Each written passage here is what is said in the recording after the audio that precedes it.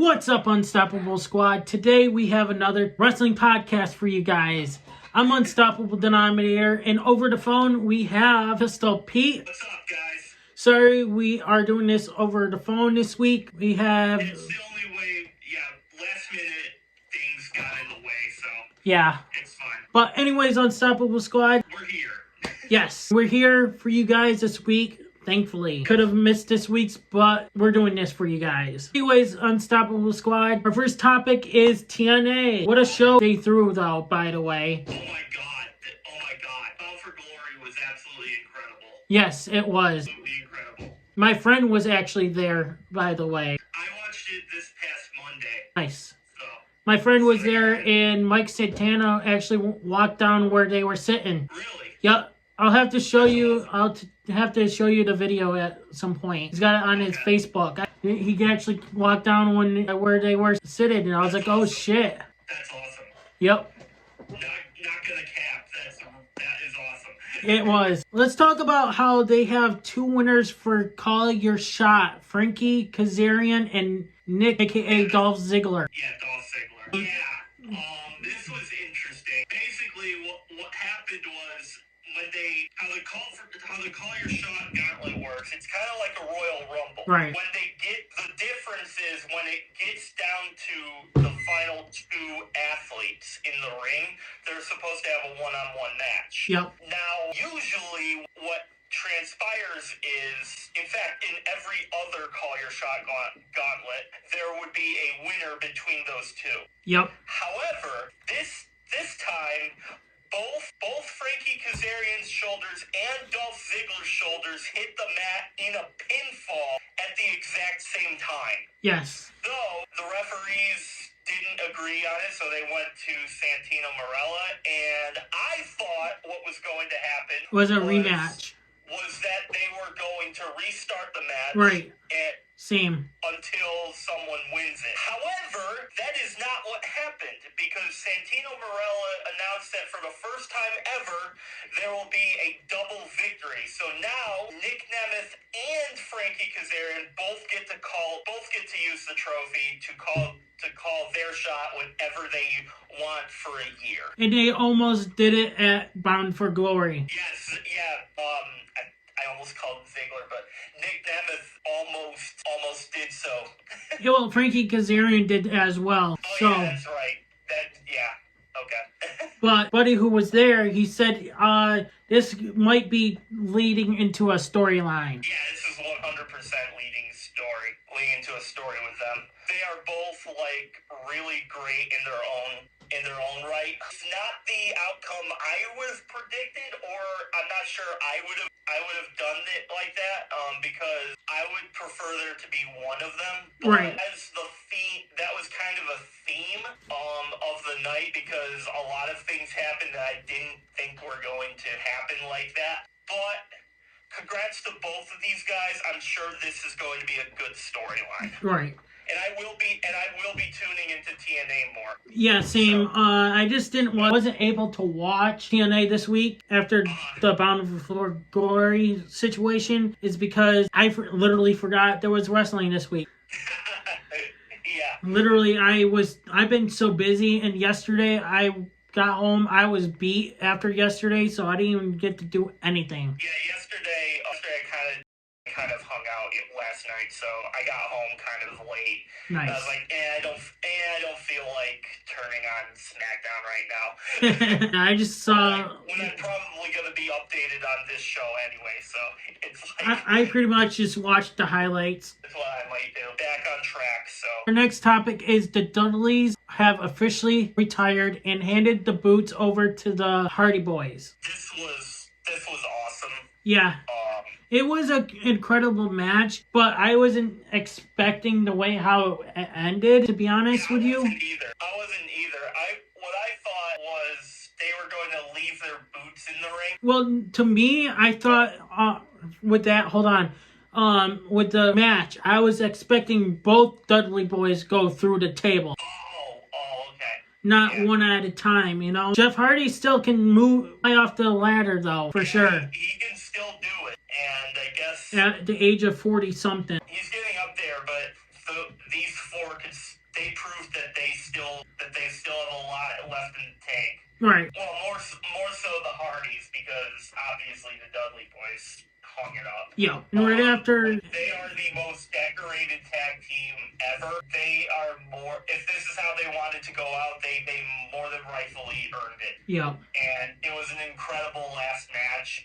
I thought it was... I didn't really understand it until I saw what was going on, and I was like, oh, okay, so it's kind of like an elimination match. Right. They're turning it into an elimination match when they could have just thrown both of them into the table, but it wasn't really an elimination match, but yeah, it wasn't really an elimination match, but that's just how they manipulated the stipulation. Yeah. Yeah, but it was incredible.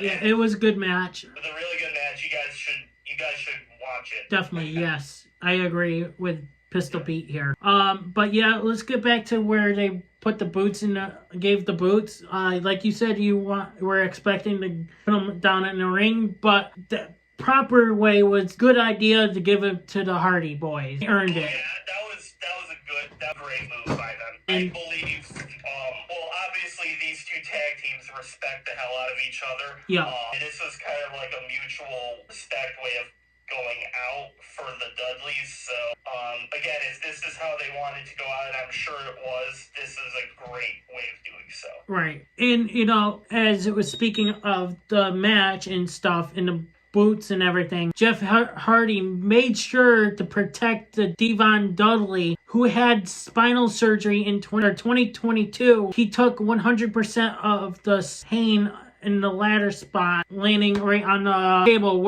which you can really see where he actually did protect him. I saw that real time.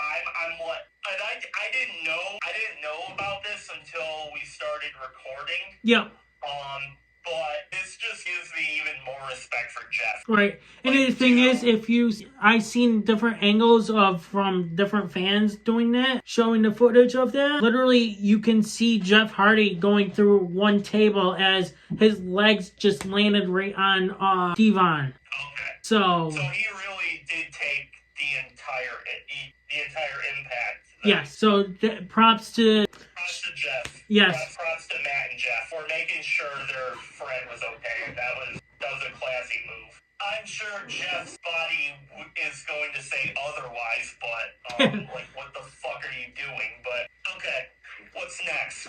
Next, we are moving on to Mike Santana versus Trick Williams for the TNA Championship. And pretty much that was one hell of a good match there too as well. Props off to Mike Santana on winning that match. Great match too. I really think that was like one of a hell of a match between those two. I respect Mike Santana bringing on his daughter, and he like put his head down and his hands on the mat and gave the belt to his daughter and everything. I respect the hell out of this guy.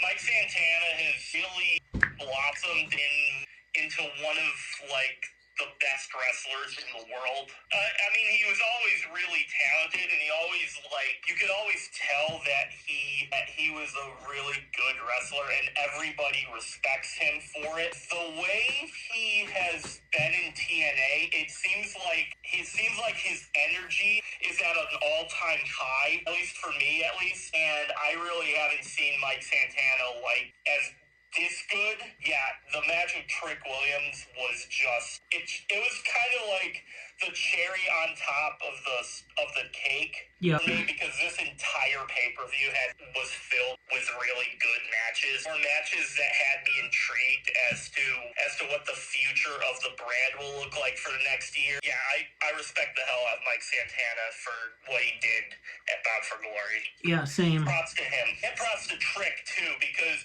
he had to sell everything, and Trick Williams is a good wrestler too. I'm sure he's going to get a main roster call-up. That's what I was just about to talk to you about that there. Did you think he was going to move up? I feel like the real reason of him losing that belt is for him to move up to the main roster, finally. Yeah, I do too. I think Trick has more than earned it. When he was NXT champion, I I felt like he won the belt a little, not necessarily he won it quickly, but it was taken off of him like relatively soon. And then obviously he won it again, then became TNA champion. And I think now that he's done basically everything that he can do, so I think it's time to move him up. Yeah, and see what they can do with him on main roster. Maybe reform the thing with Carmelo Hayes. Who knows? Maybe. Or maybe just start that feud again. That would be, either way, like I could see a lot more potential for him on the main roster than I can in NXT right now. Because I personally think he's done everything he can for that brand, so. Right, sorry. I'm just... No, you're good. I thought of one topic that we forgot to mention, put in our... I saw reports, we'll talk about that after. It's a long time for Trick Williams to... He should have been on the main roster a long time ago. It wasn't nothing for him to prove when Carmelo Hayes moved up to the main roster. Why didn't he join up there as well? Well, Carmelo was ready. He was more ready at the time. For Trick, he had to prove himself as a single star. He had to prove himself... Yeah, but that he could hang with someone other than Carmelo Hayes. Yeah, but the thing is, after losing the belt twice of NXT belt, he should have been moved up. But yeah, I agree with giving him the TNA championship. Now he maybe can move up to main roster now. I don't think he needed it, but now that he lost the TNA World Championship, I think, if they were going to move him up at any point, it would be now. Right. It would be now. And I think he's more than earned it. Reports are saying that wouldn't be the only one that will be moving up. It would be Obafemi, which we actually talked about, I think, last week's podcast. Yeah, Obafemi should have been called up a long time ago. Right. And then I guess there was reports as well with Jordan Grace is moving up to the main roster, and maybe two other people are going to be moved up, as I seen. Oh man, so Jordan Grace isn't gonna have the NXT belt. I guess not. I guess she's already. I thought that was like a shirt given. Like when you signed Jordan Grace, who was probably the greatest Knockouts World Champion ever.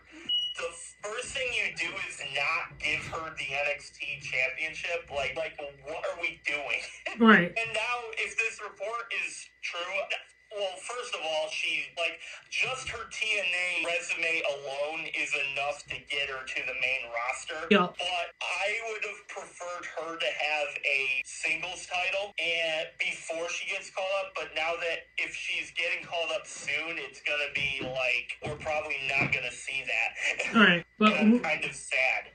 We'll see what plays out. Yeah. Who's going to get called up in the next whatever. And I'm kind of sad about it. Who knows? Maybe she might stay on. She might want to say, hey, I just want to win the NXT championship before I move up. Hey, maybe she will say that, but I don't know. Who knows? We'll have to see. It's actually called up. But I hope so, but WWE. Yeah. Oh, you're ready. We're gonna move you up. Oh, cool. So I'm not gonna be NXT champion.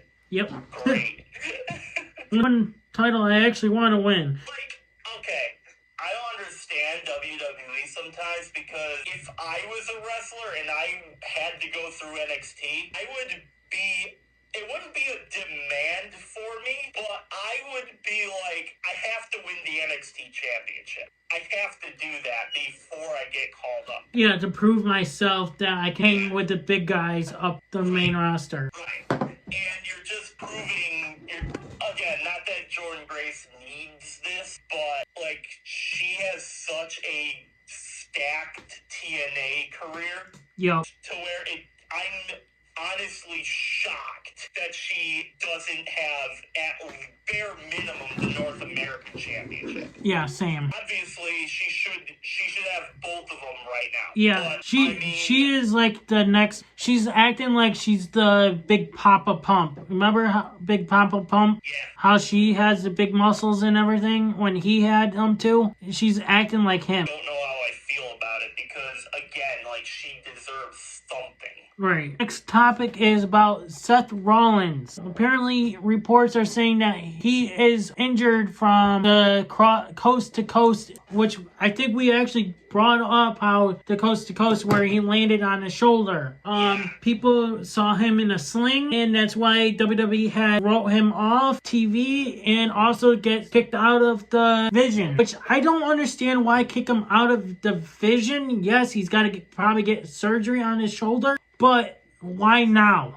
I get you guys. I don't normally go, oh my God, wow, because I know everything is scripted. Someone had to sign off on these in order for it to go through on TV. I get all that, but they just formed this faction not too long ago. Yeah, about 6 months ago. Yeah. They formed it after WrestleMania. So it's why are you just breaking this up now? Right. Is it because Seth Rollins said he doesn't need them? My answer to that would be yeah, but Seth has said things like that numerous times. So, this should be a given. And again, it makes the faction not make sense to me because why are you turning on Seth right now? That makes literally zero sense, and I did not see this coming at all. Yeah, either did I. However, I was talking to a friend of mine about this. Now that they did pull the trigger on this, give Braun Breaker a shot at the title. You think Seth Rollins is going to relinquish the belt, or is he going to be still the champ? Yes, I think reports are saying that he will have to relinquish the title, but reports are also saying, and it's a good thing we talk about this before we get into it. Reports are saying backstage is this guy really injured because of what he did with CM Punk? Faked his injury with the crutches and everything? Yeah. Yeah, there is reports saying that too. You never know, but with that coast to coast, he did land on his shoulder for sure. Yeah, he definitely did. He definitely landed on his shoulder, and it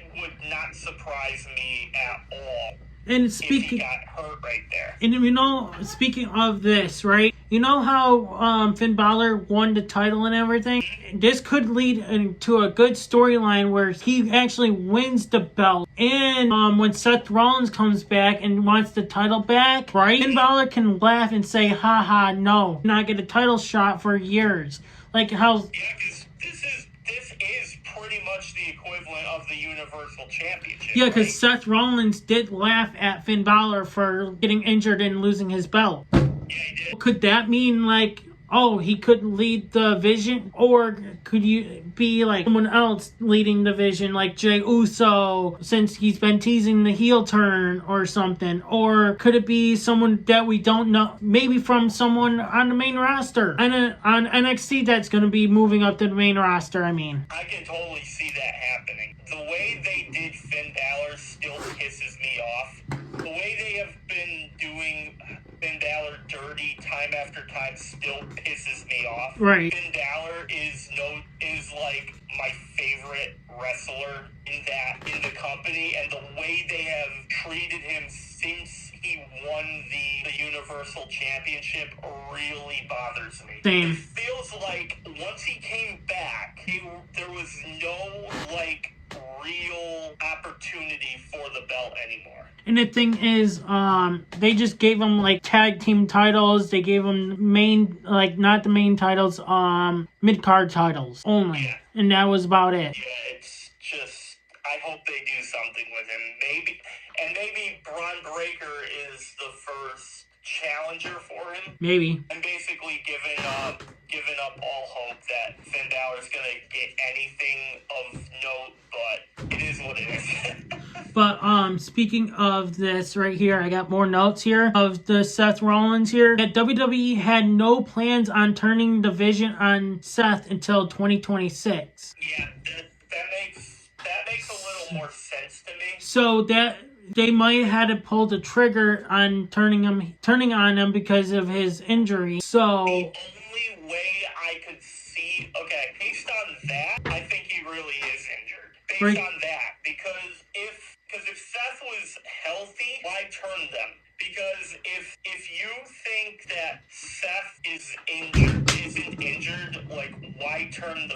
vision on him. So But that makes no sense to me. How, with that being said, I feel like you said, Braun Breaker's gonna go for the belt, and I feel like after whoever's gonna take over, right? I feel like they'll split up eventually. Paul Heyman's gonna go with Breaker, not Bronson Reed. Oh, so you think Braun Breaker's gonna be the next? Yes. Okay. I could see that actually. Braun Breaker said on social media saying that the vision has never been more clear. So what does that mean? I'm thinking that means that Braun Breaker doesn't see Seth's vision for the company, and I think it could mean that the vision is Seth's vision and not actually the visions of Braun Breaker, Paul Heyman, and Bronson Reed. Like maybe like remember what Jey Uso said to Jimmy at the most recent show? Like he said Roman's in it for himself. Oh yes. I think that's what Breaker was saying about Seth Rollins. I think that is what he meant there. Probably. Speaking of this, now that Seth Rollins is now kicked out of the vision, you think that he's going to team up with Roman Reigns finally and take out the vision when he comes back. You see 2/3 of the Shield, aka now, speaking of this recording, it's Saturday, the day of the AEW pay-per-view. Jon Moxley could be quitting AEW and could be joining WWE again. So could we see the Shield regroup and take out the vision? Okay, right now I'm going to say no, because I think there's a lot of rehashing not rehashing, but a lot of things that have to be said to each other. Right. In order for that to happen. Well, so right now I'm going to say no. However, it could happen. However, there's always a possibility of things that could happen.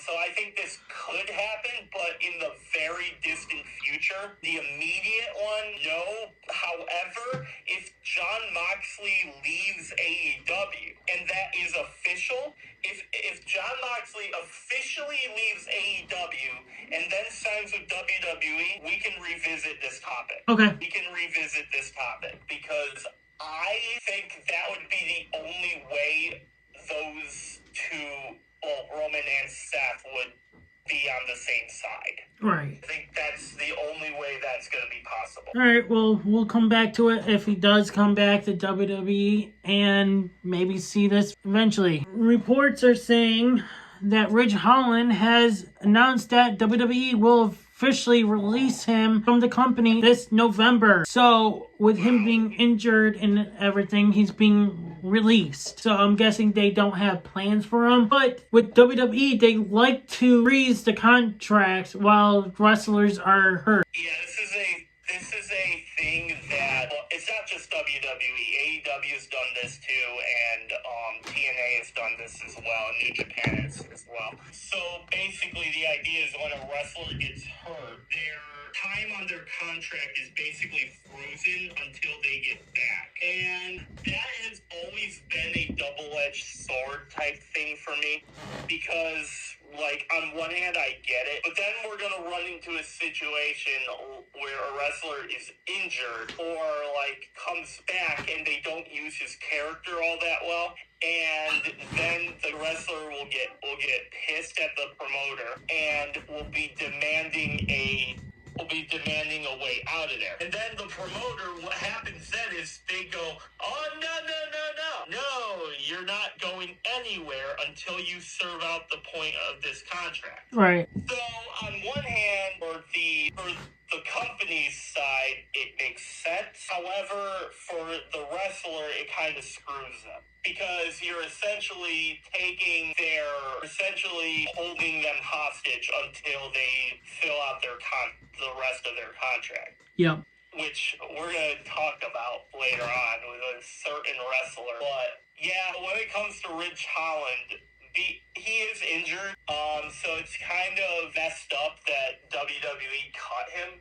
Yeah. On that, but do you know what also happened this week? Big E announced that he is retired. Oh, did it? Okay. I thought. Yeah, I did see that. No, but Unstoppable. It fits into this topic here. Big E officially retired this week, and Ridge Holland was the one that injured him. So, do you think there's a possibility that they fired him for that instead of him being injured? I'm not sure. I feel like they released Ridge Holland first, and then the reports came out. Big E retired after. Okay. So that's what I feel like, but I don't remember what reports came out first. I forgot to mention that in our, the thing is, I saw that during the week, and then I was like, shit, never got a chance to do. I mean, we've talked about Big E on this show before. It sucks that I don't ever like seeing a wrestler get cut due to them being pregnant or them getting hurt, because it's like those things are like out of your control. They happen. Right. Like, it happens.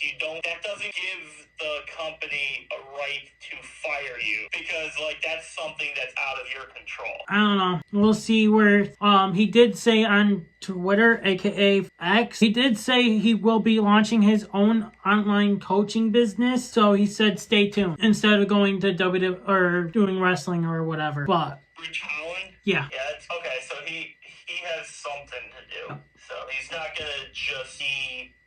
gonna be out of a job. No. Okay, that's good then. Well, good for him. If this is what he wants to do, good for him. Right. It So just sucks that he got injured and then released during his injury. do you think this is like karma to him after injuring Big E? Well, that's what I was bringing up earlier. Right. That's kind of what I was. Oh, sorry. I earlier. wasn't paying attention because I think I got a message from Vulture. Okay. But yeah, I don't think it is, but it's just the things line up perfectly. Right. On one hand, Big E retires, but on the other, like, shortly around the same time, they release Ridge Holland. It's kind of like, it's kind of funny that they lined up like this. So maybe it is karma, but I don't really think it is. I just think it's a funny coincidence. Right. So The Rock says he should be John Cena's last opponent. And also, not just that, reports are saying that The Rock said that it's up to John Cena who he wants to face for his last opponent. So And it should be up to John Cena. It should be up to John Cena. Anyone he wants should be the final opponent, including if John Cena wants Gunther to be his final opponent, that's what he should get. remember what I tagged you in this yesterday about, let's see, what did I say? WWE has discussed the idea of John Cena winning the Intercontinental Championship from Dominic,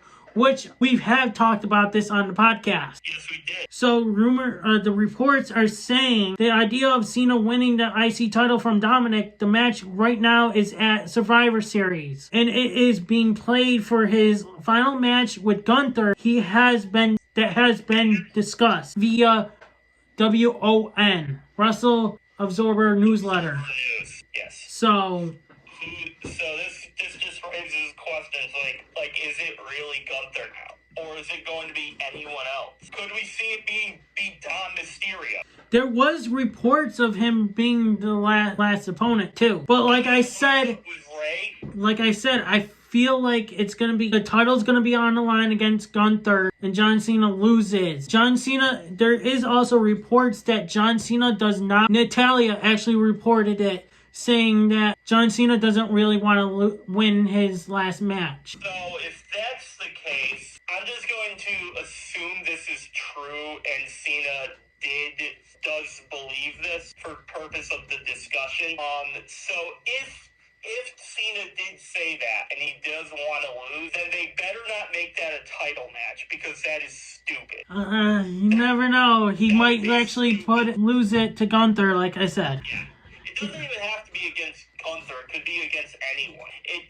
Why not just have your final match be a match where you can the title doesn't have to be involved here. It could just be like a send-off for him. Right, or he could retire as a champion. Yeah, or he could retire as the champion. He wins it, then immediately relinquishes it. Yeah, leaves it in the ring. Ta-da! Yeah. Boom! There you go, WWE. Better booking right there. We can book us of the year. Bookers of the year. Yeah, and then he would truly be the last real champion. Yeah, seriously. It would be right in his character. Yeah, but it should be anyone Cena wants it to be. I wouldn't have any problem if it was The Rock. Right. If it was The Rock versus Cena as the final match, that would be great.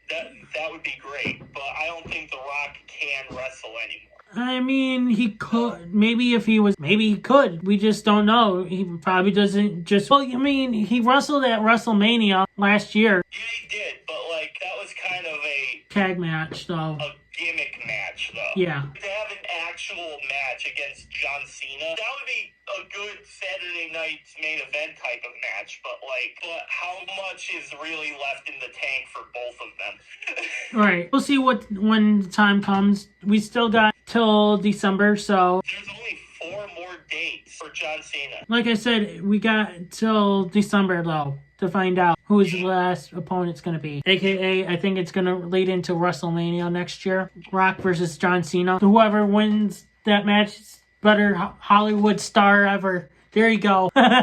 Best stipulation right there. Best Hollywood star ever. And remember how John Cena turned heel for The Rock and everything? You made me turn heel and you never came to my matches, or you never came when I won the belt or anything. Travis Scott was on my side the whole time. You weren't. There you go. That's good storyline right there, too. Yeah, it is. That's a good story. I don't know if you saw, but reports are saying once Samoa Joe's contract is up in AEW, he will be retiring in AEW. So that's kind of unfortunate. Right. I want to preface this by saying I haven't watched AEW in like a really long time. Either have I, but I've been seeing highlights once in a while, but I still don't remember I think the last time Samoa Joe, to my knowledge, was in a match situation, it was against MJF. But I don't remember the last time I saw Samoa Joe on an AEW highlight. Man, but he's had a long career as well. He was in TNA and WWE, and I think he was in Ring of Honor. Maybe not. But he's had a long career, and he's been good everywhere he goes. He's been a champion everywhere he's been. Here we go. His most recent match was on this week, October 15th, an AEW show where he defeated Listico or whatever his name is. So okay, yeah, and I haven't watched AEW in a long time, so forgive me for that. But yeah, I think Samoa Joe, like John Cena, like AJ Styles, like anyone else who wants to hang it up, like I think they should go off on their own terms, however they want. If Joe thinks AEW is the place where he wants to retire, then I think by all means let him do that. I just wanted to see him as WWE champion. Oh, you may not see that happen. I never see that now. Maybe he just wants to retire and continue on the story with the show that he's been doing for, I forgot the damn name. I wanted to say Metal Force or something. But it's something metal. Not heavy metal. I forgot the damn name. The clown that he plays in. Twisted Metal. Yes, that. I always keep on wanting to say heavy metal and shit. Good show. I have to watch season 2. Let's move on. Remember when we mentioned about releases up above earlier? Yeah. With Rich Holland? I did forget to mention that WWE have no plans for Wesley on the main roster. Are you kidding me? Yep, this is what reports are saying as well. Well, I mean, look at what they didn't have anything for Adam Cole either for the main roster. You know, it's stuff like this that really bother me. I mean, they could have used Wesley for the Sami Zayn's open challenge and had him win the open challenge. Yeah, they could have. But no, they decided to release him because they had nothing planned for him to the main roster. Well, there you go, WWE. We just gave you an idea. You guys could have used that idea, which we talked about last week, too. Yeah, or have him go up against Dom. Bro, there's a bunch of different things you could do with Wesley. Holy crap. Yeah, they had that. That has to be a fake report. That's gotta be, because there's absolutely no way that WWE is that pathetic. There's no way. Holy shit. There's absolutely no way. That's gotta be a fake report. Honestly. I'm looking right here. Reports indicate that WWE released Wesley because there was a prevalent lack of interest for the main roster. Right here. Yeah, there's no port. Yeah, there's no. Wow. Yeah, I'm looking at it right here. Wow. So all of that stuff he did in NXT was for nothing. Yep. Now, we talked about last week, he might go back to TNA to regroup the Rascals. Yeah, I think that's what he's gonna do now.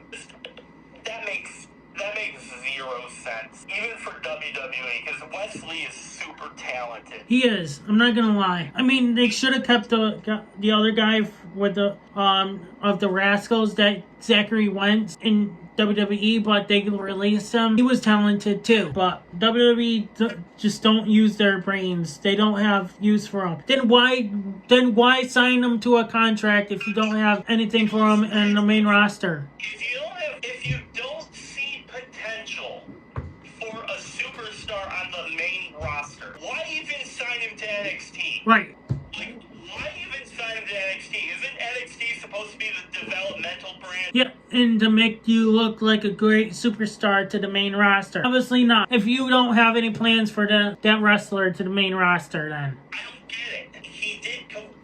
He was doing fine. Yep. And now he was cut because there was no plans for him, apparently. That's ridiculous. That's ridiculous, because everything he's done in NXT, he was phenomenal in NXT. Like, former tag team champion, former North American champion. Like, bro, this dude has talent. He was a great heel when he was facing Zach Wentz. I felt they pulled the heel turn off well, and his character didn't take a hit from it. Like, I don't get it. I really don't. That's crazy. I hope Wesley goes somewhere where they can actually use him properly. Right. Like I said, I feel like he's gonna go back to TNA. So. He has to at this point. Our big topic of the title, as you guys can see as the title of this video / where you guys are listening to, WWE apparently sent a AEW a cease and desist letter for putting Andrade on TV as he broke his 90-day non-compete clause after getting released via Wrestling Observer newsletter. Okay, can I mention this? Now that Vince McMahon's no longer in fucking charge, get rid of the fucking 90-day or however 30-day non-compete clause. Let the fucking wrestlers go wherever the fuck they want. I don't know if they're paying them for the 90-day non-compete clause. Okay, so they're gonna be out of job for 90 fucking days? What are they gonna fucking do? Sit at home doing nothing? Here's the thing though, Unstoppable. He wasn't released. He was fired. This is what's been trending on social media this week, because it's not a 90-day release clause. It's a 1-year release clause. Yeah, because they changed it now. Because now, because he broke it. He broke the release clause, so he has to sit out 1 year. And the 90-day release clause only applies to wrestlers who have let their contracts expire normally. Because Andrade was fired, apparently the standard now is if you're fired from a TKO contract, you are going to be sitting out 1 year. Yep, now that's bullshit thanks to AEW signing. You know, yes, it was great to have him in the Don Callis family. Now he's fucked. The AEW is fucked as well. Now he's out of a job now. You know what's very shitty about this? Because he signed the contract, because he read everything and signed it, if he takes this to court, because he signed the contract, he's screwed. You think, okay, was it originally on a contract? Yes. Because I feel like this is something they just obviously decided to say out of the blue. Because I've never seen this ever in my life, a year. I've never seen that either. Never. But apparently, there is a section in the contract that was making waves. Hold on, let me see if I still have it. New TKO contracts reportedly include a clause where if you are fired for cause or breach of your contract, then you will have a 1-year non-compete. This is reportedly the issue that Andrade is currently facing. Fightful managed to get hold of the wording that TKO uses in their contracts. Section B, upon termination of this agreement, promoter, in this case WWE, which of the terms therefore of wrestler, so you subbed in Andrade, shall not work, appear, or perform in any capacity for any professional wrestling, sports entertainment, mixed martial arts, and or ultimate fighting organization, promotion, or entity not owned or controlled by WWE or any affiliated or subsidiary company thereof in the United States for a period of up to 1 year from the date of such expiration or termination as specified by the promoter in the notice of termination, provided, however, that if no lesser is specified by WWE in the notice of termination, such period will be 1 year. That is apparently the official wording of the contract that Andrade signed. And because he was fired and signed the contract, he has no case if he brings this to court. To me, I think that to me, like I said, I feel like this is a whole bunch of bullshit right here. Like, non-compete clause, get rid of it. Let them fucking wrestle wherever they want. Yes, you own the fucking name. Great. Cool. Great. Let them wrestle somewhere else under a new name. I know. Have them wrestle under a different name. Yep. Who the fuck cares? Just let them freaking wrestle. They're wrestlers. So now he's out of job. This is just corporate bullshit from TKO. The thing is, with this bullshit now, he's out of a job for a whole year. And does this mean that AEW is going to have to put this Don Callis family storyline on hold? Or do you think they're going to keep it going and for a year or whatever they're doing? I mean, they've been keeping it going themselves, but like for a while. But honestly, at this point, I think what's going to happen is they're going to have to either put it on hold or they're going to have it keep going on. I think honestly they should just keep it going, but just have like all the Andrade matches just swapped with somebody else. I mean, they have 14 different guys. Well, now 13. They have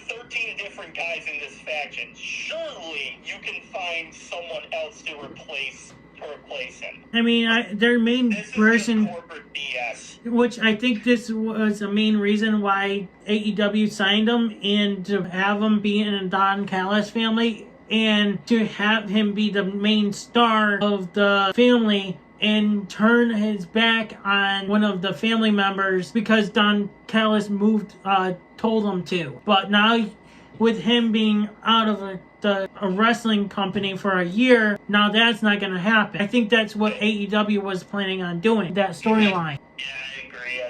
I just think this is BS. And 1 year is absolutely ridiculous. Like I said, he could fight this in court, but because he signed the contract, and first of all, you read that, why the hell would you sign that contract? Me, I never read contracts. I just sign my name away. I know. Because there's too much fucking reading to go through. It's like, okay, I read slow. I do read slow and everything. People are like, you're gonna read faster? It's like, I'm sorry, I read slow. You know, I'm not gonna waste everyone's fucking time reading a whole damn 20-page of contract. He probably just, write your name there, write your name here, write your name here. Yep. And it's like, then, okay, you're hired. It's like when I go to get my new truck, right? I went to get it signed and everything under my name and everything. Hey, you need to sign here, and here. Didn't even give me a chance to read the fucking contract or anything about my truck. So maybe that's what Andrade did. Oh well. Well, he's fucked. Maybe we'll come in. Maybe we'll hear more updates about this next week in next week's podcast. Like I said, it's bullshit. They should get rid of the non-compete clause. Let them just go to another wrestling company for, as long as they can. Why? Because now Andrade is completely fucked. The storyline for Don Callis is fucked that they had for plans for. Anyways, we're gonna move on. Ilya Dragunov has accepted the open challenge for Sami Zayn's U.S. Open Challenge. The Miz was originally going to go out there, but Miz got attacked by Carmelo Hayes. So Ilya Dragunov pretty much took the opportunity to... So Ilya Dragunov took the Miz's spot then? Yes. Okay. Does this mean the Miz was supposed to beat Sami Zayn? I don't think so. I think maybe if The Miz was going to be in that match, he probably would have got attacked by Carmelo Hayes during that match. Yeah, maybe. So, Maybe, but I just like seeing a world where The Miz actually won the... but congrats to Ilya Dragunov. I just think that would have been hilarious.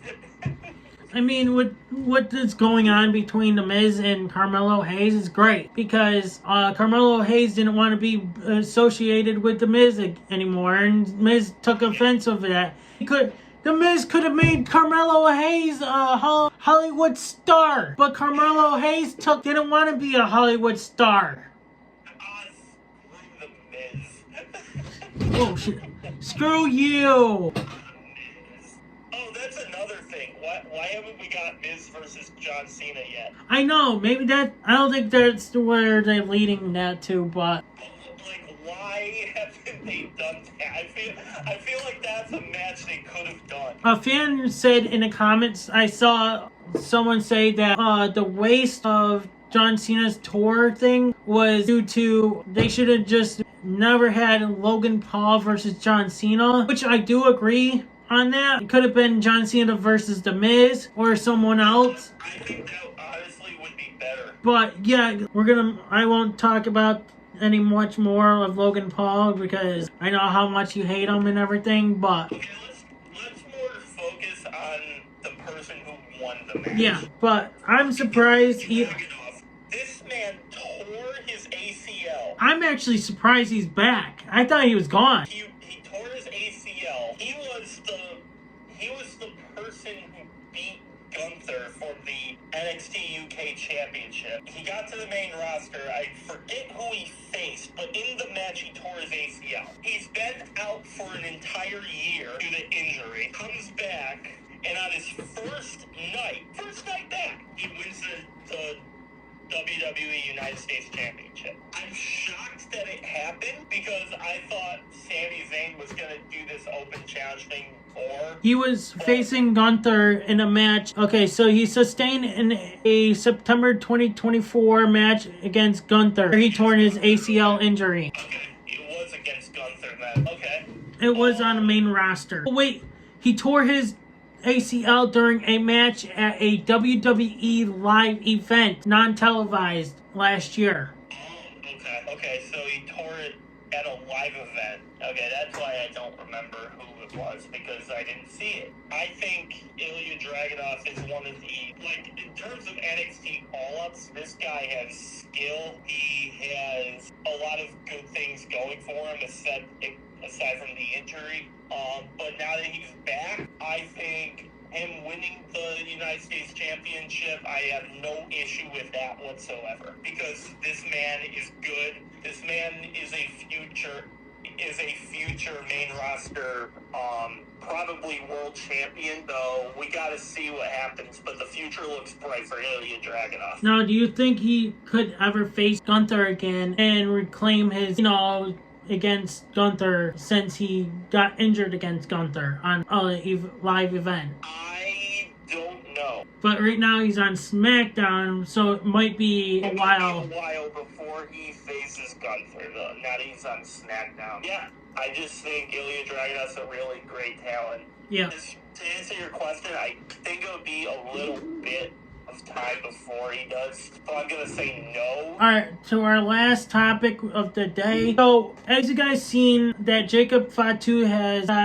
taken out backstage. He's being written off of TV for a while because he having an injury, I guess. As it looks like it was supposed to be Jacob Fatu versus Drew McIntyre. Jacob Fatu got attacked backstage, and then Cody Rhodes came out and says, okay, you want to have a match? Let's go. So I feel like Cody Rhodes might have been the one who attacked Jacob Fatu. Speculations could really turn Cody Rhodes a heel instead of Randy Orton and whoever else looked at the belt. Yeah, I think this would be really interesting for Cody. Like I said last week, Cody Rhodes never really struck me as a heel, so I'm not really sure how I would feel about it. I would have to see it for myself, but this would, because Jacob Fatu is a face, this would be a heel turn for Cody. I think that would be really interesting if it was, but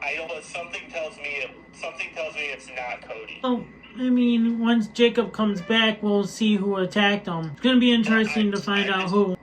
That's gonna be a very interesting storyline, though. Who took him out? I could see it being Cody, but I think it's somebody else. Something tells me it could have been MFTs, but they have their own thing with Sami Zayn now because the MFTs wants to get what they had before, their belts back. Yeah, their Lafala or whatever. I can see it. I guess we got to wait and see. All right. Is that everything? Yes, actually. All right, Unstoppable Squad. Thank you guys for watching. I hope you guys enjoyed this episode of the podcast. We will be back for another one next week for more updates of AEW, of Jon Moxley, and much more. We're actually filming this on Saturday where AEW is doing their show, but we have things going on tomorrow. Anyways, Unstoppable Squad, thank you guys for watching. Like, share, comment, and subscribe because all 4 things are free, and free. I'm Unstoppable. I'm Pete, and we are out. Peace. Hey, everybody, it's your boy Skiz here. And if you don't subscribe to Blonde and the Unstoppable Denominator, then you are a toothy bumfuck, pussy-ass bitch motherfucker.